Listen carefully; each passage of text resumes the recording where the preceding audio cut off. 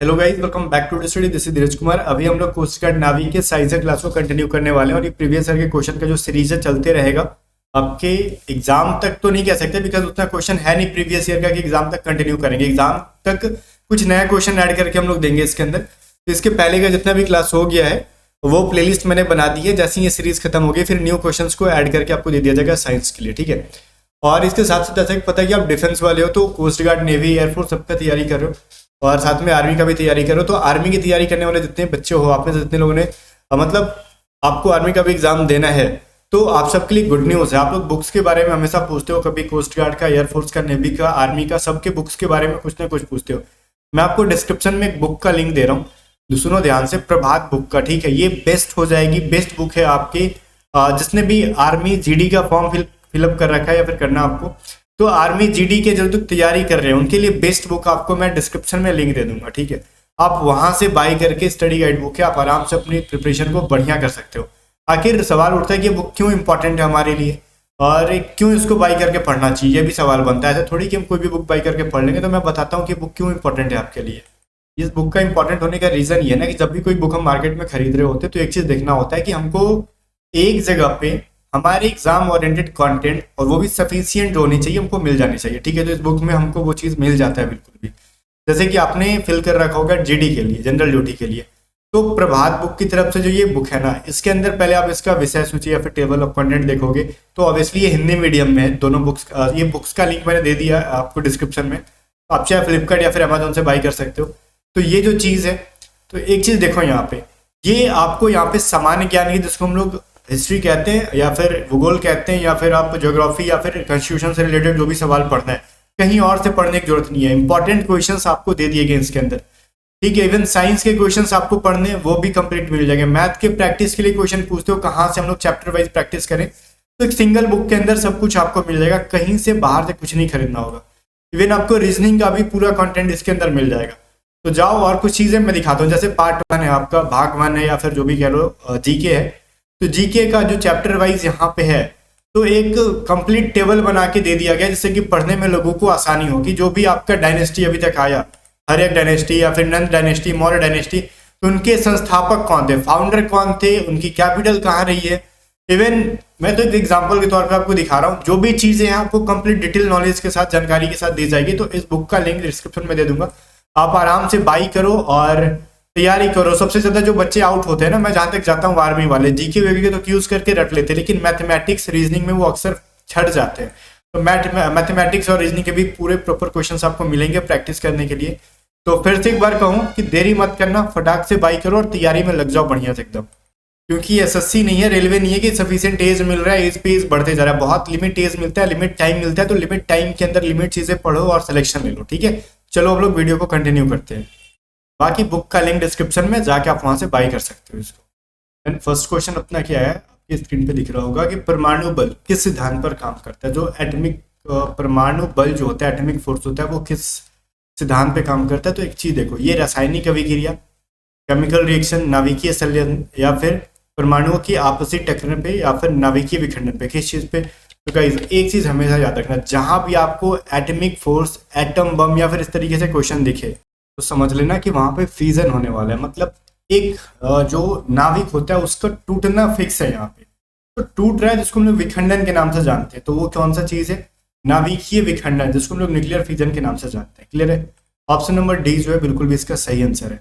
तो आपकी खुशी के लिए यहाँ पे मैं टिक भी कर दे रहा हूँ आपके आंसर का, जो कि आंसर नंबर डी जो है आपका सही आंसर है, ठीक है। चलो अगला क्वेश्चन देखते हैं कि अनुप्रस्थ तरंगे क्या होती है, ट्रांसवर्स वेव्स किस माध्यम से उत्पन्न की जा सकती है। ये देखो, ये जो फोटो या फिर जो भी कह रहे हो वीडियो, ये जो चीज जो चल रहा है ना, ये इस वेव का फोटो है या फिर वीडियो एग्जांपल है। ये किस तरीके से चल रहा है, ठीक है। तो ये किस चीज में चल सकता है, ठोस में या फिर सिर्फ गैस में या फिर सिर्फ लिक्विड में या फिर तीनों मीडियम के अंदर। तो गाइज ये जो सिर्फ है सिर्फ ठोस के अंदर चल सकता है। दिख रहा है ये आपको, ये चारों ओर नहीं चल रहा है, ठीक है, लेफ्ट टू राइट या फिर राइट टू लेफ्ट चल रहा है। ये जो चीज दिख रहा होगा आपको, ये सिर्फ वर्टिकल नहीं चल रहा है, हॉरिजॉन्टल चल रहा है। तो ये सिर्फ ठोस के अंदर, सॉलिड के अंदर चल सकता है। क्लियर। आगे एक और चीज है अनुदैर्ध्य तरंग, लॉन्गिट्यूडिनल वेव्स, ठीक है। तो ये जो चीज है ना आपको दिख रहा होगा, ये कैसे दिख रहा है, ये ऊपर, ठीक है, ऊपर से नीचे की ओर, और लेफ्ट टू राइट दोनों चलता है, ठीक है, हॉरिजेंटल एंड वर्टिकल दोनों चल रहा होता है। तो इस सिचुएशन में क्या होता है, तीनों माध्यम में, चाहे वो ठोस है, लिक्विड है एंड गैस है, सॉलिड लिक्विड गैस, तीनों में चलेगा। रीजन क्या होता है, देखो गैस के अंदर ठोस से, यहाँ पे क्या था ना आपका अनुप्रस्थ तरंग, तो ये ठोस के अंदर इसलिए चल पाता है क्योंकि ठोस के अंदर, सिर्फ ठोस के अंदर क्यों ही उत्पन्न हो पाता है, तो इसका रीजन होता है जनाब। या फिर क्वेश्चन को थोड़ा सा उल्टा करो कि सिर्फ ठोस में ही इस तरंग को क्यों चलाया जा सकता है, तो इसका रीजन है, यहाँ पे आपने पढ़ा होगा जब कोई चीज सॉलिड होता है तो इसके अंदर जो है ना इसके अंदर परमाणु बहुत ज्यादा, मतलब एक तरीके से इसकी डेंसिटी बहुत ज्यादा हाई होती है, डेंस होता है। आपने ये चीजें पढ़ी है साइंस में। इस सिचुएशन में कोई भी चीज को अगर आप पीटते हो या फिर किसी वेव को ले जा पाते हो तो वो चारों ओर नहीं फैल पाता, जस्ट सिंपल सीधी लाइन में वो गमन कर जाता है, ठीक है, ये रीजन होता है। आगे देखो 4 नंबर क्वेश्चन कह रहा है कि सूर्य और तारों से प्राप्त ऊर्जा एवं प्रकाश का स्रोत है। तो सूर्य से और तारों से जो प्राप्त होता है वो किस प्रकार का सोर्स होता है या फिर प्रकाश होता है, प्रकाश का सोर्स होता है। तो ये जो होता है वो नाभिकीय संलयन होता है, न्यूक्लियर फ्यूजन होता है। अब इसके पीछे का क्या लॉजिक है, तो देखो यहाँ पे सिंपल सा एक लॉजिक है। देखो सूर्य, सन क्या है, एक प्रकार का स्टार है, आपने पढ़ा होगा, ठीक है, नहीं पढ़ा तो हमने साइंस की पेड क्लास में पढ़ाया था यूनिवर्स वाले चैप्टर में, कि सन क्या है, एक स्टार एक प्रकार का, जिसके अंदर हाइड्रोजन और हीलियम की जो होती है ना आपस में टकराव होती है, जहां से एक नया एनर्जी प्रोड्यूस होता है जो कि रेडिएशन के माध्यम से पूरे ब्रह्मांड में फैलता है, चाहे वो हमारा अर्थ हो या फिर हमारा मून हो या फिर बाकी के जो हमारे सोलर सिस्टम के प्लैनेट है, उन तक जो लाइट पहुंच रही है वो रेडिएशन के, मतलब विकिरण के माध्यम से पहुंच रही है। तो वहां तक जो जा रही है वो रेडिएशन के मीडियम से जा रही है, लेकिन उनका सोर्स क्या है, सोर्स तो सन है, और जो सन है उसमें कहाँ से आ रही है, तो नाभिकीय संलयन से आ रही है, फ्यूजन हो रही है, क्योंकि ना तो वहां पे हाइड्रोजन टूटता है ना तो हीलियम टूट रहा है, जस्ट एक दूसरे से वो टकराते हैं और एनर्जी प्रोड्यूस करते हैं। बात समझ में आ रहा है। आगे देखो 5th नंबर क्वेश्चन कह रहा है सूर्य बना होता है मुख्यतः किस चीजों से, तो वही चीज तो मैंने बोल दिया, हाइड्रोजन और हीलियम दोनों से बनता है, ठीक है, ए एंड बी दोनों से, ओ एंड बह जो भी है, ए एंड बी दोनों से मिलकर बनता है सूर्य, ओके। और 6 नंबर क्वेश्चन कह रहा है उष्मा का एसआई यूनिट क्या होता है, तो इस उष्मा का एसआई यूनिट क्या होता है, जूल होता है। कल की क्लास में भी मैंने ये चीज करा रखा था आपको। फिर कह रहा है ताप का एसआई मात्रा क्या होता है, तो ताप का सबको पता होगा, केल्विन होता है, क्लियर। आगे देखो कह रहा है नाभिकीय रिएक्टर सबसे पहले किसने बनाया था, नाभिकीय रिएक्टर, न्यूक्लियर रिएक्टर किसने बनाया था भाई, तो इसको फर्मी ने बनाया था, ठीक है। तो फर्मी ने न्यूक्लियर रिएक्टर को बनाया था। कुछ लोग रदरफोर्ड मार देते हैं आंसर में, ना ऐसा नहीं करना कभी भी। आई कह रहा वायुमंडल की आर्द्रता मापने वाला यंत्र कौन सा, ये 2022 का जो लास्ट एग्जाम हुआ था ना उसमें भी पूछा गया था, ठीक है। ये वायुमंडल की आर्द्रता मापी जाती है, वो किस किस चीज से, हाइग्रोमीटर से, ठीक है। ह्यूमिडिटी जो होती है ना हमारे एटमॉस्फेयर के अंदर, उसको मेजर किया जाता है इस चीज से। आगे देखो कह रहा है किस समूह की सभी राशियां सदिश होती है, इसमें से ऑप्शन से चेक करो, बताओ कौन सा सारा का सारा जो है ना क्वांटिटीज वेक्टर, स्केलर नहीं होना चाहिए, तो वेक्टर कौन सा ये चीज बताओ आप। तो देखो इनमें से जितना भी चीज है, संवेग, त्वरण बल, विस्थापन, भार, विद्युत धारा, विद्युत तीव्रता, बल, आघूर्ण, चुंबकीय क्षेत्र, जो भी चीजें यहाँ पे सबके सब क्या है, पूरा लिस्ट ही मैंने बना के दे दिया, ऑल ऑफ द एबव, जानबूझ के, ताकि आप याद कर लो सारे के सारे क्या है, वेक्टर्स हैं। और अगला जो है ना ये सारे के सारे क्या है, स्केलर है। आपको नहीं पता होगा तो मैंने जानबूझ के आंसर बता दिया कि लिस्ट है, आप याद कर लोगे इस चीज को, ठीक है। ये सारे क्या है, स्केलर है, मतलब अदिश राशियां हैं, ठीक है। आगे देखो आवृत्ति का मात्रक क्या है, ये भी 2022 वाले में पूछा गया था, हर्ट्ज, ठीक है। कल भी ये चीजें कराया था, और वहां पे फ्रीक्वेंसी का होता है, हर्ट्ज में हम लोग मेजर करते हैं ना तरंग दैर्ध्य का, तो चलो ठीक है।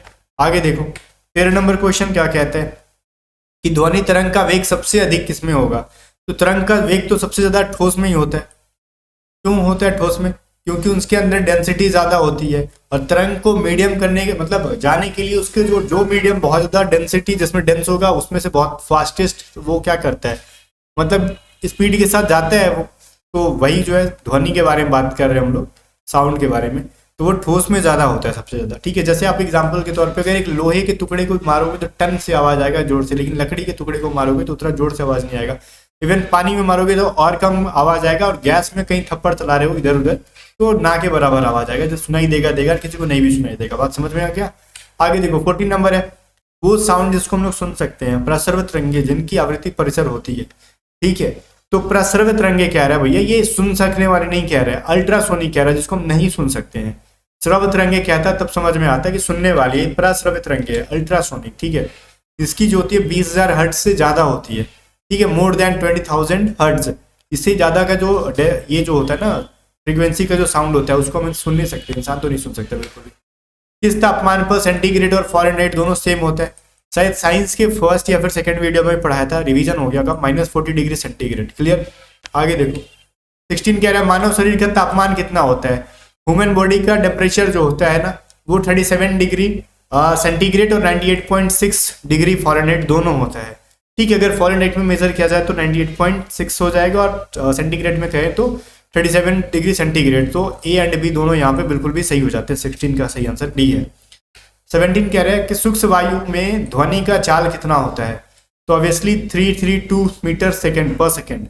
ये जो होता है यहाँ पे ध्वनि का चाल है, स्पीड ऑफ साउंड है ये, इसमें ड्राई एयर के अंदर है। ओके, याद रखोगे 1 सेकेंड में वो 332 मीटर की डिस्टेंस को क्या कर सकता है? कवर कर सकता है। एक प्रकाश वर्ष बराबर क्या होता है?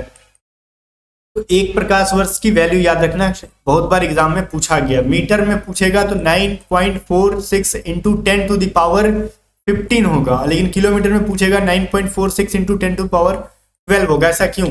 यहाँ पे 15 क्यों, यहाँ पे 12 क्यों? देखो ये किलोमीटर में है और ये मीटर में है, तो किलोमीटर 1 किलोमीटर बराबर क्या होता है?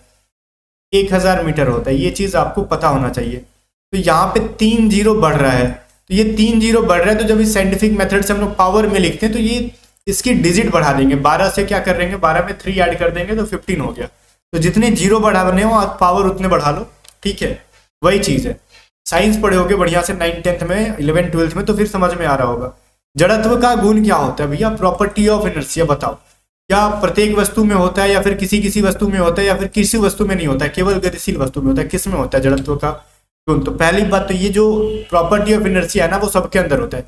जैसे आपने फर्स्ट लॉ ऑफ न्यूटन पढ़ा होगा कि जब कोई वस्तु स्थिर है तो वो स्थिर रहना चाहेगी, और जब कोई गति मूवमेंट में है, ठीक है, मूविंग ऑब्जेक्ट है, तो वो मूविंग में रहना पसंद करेगा। जस्ट लाइक फॉर एग्जांपल, अगर कोई बस अगर अचानक रुकी हुई है, सारे यात्रीगण बैठे हुए हैं और अचानक ड्राइवर बैठा चुपके से और स्टार्ट कर देता है, तो सारे कहाँ हो गए भाई? पीछे की साइड मतलब चल जाते हैं, पीछे की साइड वो हो जाते हैं। क्यों? क्योंकि सारे ऑब्जेक्ट इंक्लूडिंग पैसेंजर, बस, सारे लोग बैठे थे स्थिर, ठीक है, और जैसे ही बस आगे बढ़ा तो ये सारे पीछे हो गए। तो इन्होंने क्या किया? लॉ ऑफ इनर्शिया को ब्रेक करने का कोशिश किया, तो सारे लोग पीछे आ गए। और दूसरा एग्जांपल, अगर कोई बस एक कहते हैं ना कि कांस्टेंट स्पीड से चल रही है और अचानक से ब्रेक लगा तो सारे आगे के आगे फिका जाएंगे। वो भी क्या हुआ? सारा जो वहां पे था ऑब्जेक्ट था एक साथ चलने का कोशिश कर रहा था, वो चल रहा है तो चलने दो उनको, लेकिन जहां भी हमने उसका लॉ ऑफ इनर्शिया का हमने क्या किया भैया? उसका अपोज करने का कोशिश किया, तो सारे जो ऑब्जेक्ट के तौर पे इंसान बैठे हुए थे वो आगे चले गए। समझ में आ गया? तो ये दोनों पे ऊपर काम कर रहा होता है प्रत्येक वस्तु में, चाहे आप मूवमेंट में हो या फिर ना हो, कोई फर्क नहीं पड़ रहा होता है। आई कह रहा है कौन सा युग में सम्मिलित नहीं है? इनमें से कौन सा पेयर गलत है ये चीज बताओ। या यहाँ पे डिवाइस दे रखा है, यहाँ पे ऊर्जा का रूपांतरण दे रखा है, ठीक है। माइक्रोफोन का काम क्या है? ध्वनि ऊर्जा को विद्युत ऊर्जा में करता है, या फिर लाउड स्पीकर का क्या काम है? विद्युत ऊर्जा को ध्वनि ऊर्जा में, डायनेमो यांत्रिक ऊर्जा को विद्युत ऊर्जा में, सितार ध्वनि ऊर्जा को यांत्रिक ऊर्जा में। नीचे से देखते हैं, सितार मैकेनिकल एनर्जी को साउंड एनर्जी में करता है, बिल्कुल, क्योंकि हम हाथ से बजाते हैं तो वहां से साउंड आता है, तो ऑब्वियसली हमारी बॉडी से जनरली जो यूनिट एनर्जी लग रहा है वो मैकेनिकल एनर्जी ही होता है।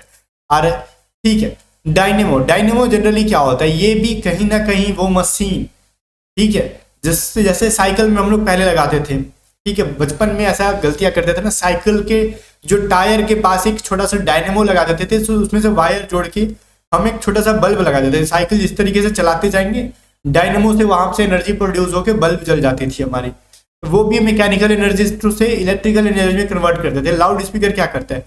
वो इलेक्ट्रिसिटी को लेगा और वो साउंड प्रोड्यूस कर देता है। बहुत बढ़िया। माइक्रोफोन क्या करता है? माइक्रोफोन जो आपके फोन में होता है, इवन आपकी जो हेडफोन्स के अंदर, क्या वो इलेक्ट्रिकल एनर्जी को साउंड में कन्वर्ट करेगा? क्या नहीं, वो क्या करता है? साउंड एनर्जी को इलेक्ट्रिकल एनर्जी में कन्वर्ट कर देता है। तो ये चीज जो बिल्कुल भी ऑप्शन नंबर 1 गलत है यहाँ, ठीक है। ये यहाँ पे सबसे डिफरेंट है। गाइस मिलते हैं नेक्स्ट वीडियो में, तब तक बाय बाय। एडुकेट स्टडी को सब्सक्राइब कर लेना यूट्यूब चैनल को, और वीडियो को लाइक करके शेयर कर देना, और दोनों बुक्स का लिंक मैंने डिस्क्रिप्शन दे दिया, आप जाकर वहां से बाय कर सकते हो।